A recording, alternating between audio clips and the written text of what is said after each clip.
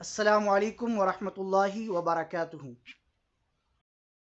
आप देख रहे हैं इस्लामिक मुआशरा यूट्यूब चैनल। मोहतरम नाजरीन, मोहतरम सामाईन हजरात, माह ज़िल हज की इब्तिदा हो चुकी है और क़ुरबानी के मसाइल मुसलसल पूछे जा रहे हैं। कई अफराद ने यह सवाल किया कि क़ुरबानी के जानवर में अकीक़े का हिस्सा रखना जायज़ है या नहीं। जवाब समाअत फरमाएँ। क़ुरबानी के जानवर में अकीक़े का हिस्सा रखना जायज़ है, इसमें कोई हर्ज नहीं।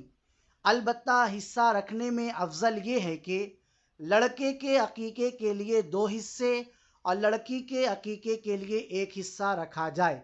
अगर किसी ने लड़के के अकीक़े के लिए 1 हिस्सा भी रखा जब भी कोई हर्ज नहीं। नीज़ अकीक़े के गोश्त के क़ुरबानी के तरह 3 हिस्से करना मुस्तहब है, जो बच्चे के वालिदैन, दादा दादी, नाना नानी, अमीर व गरीब हर कोई खा सकता है। आम तौर पर लोग ये कहते हैं कि अकीक़े का गोश्त तो जिसके नाम से हुआ और उसके वालिदैन नहीं खा सकते, ये कम इल्मी की बुनियाद पर है, सब लोग खा सकते हैं।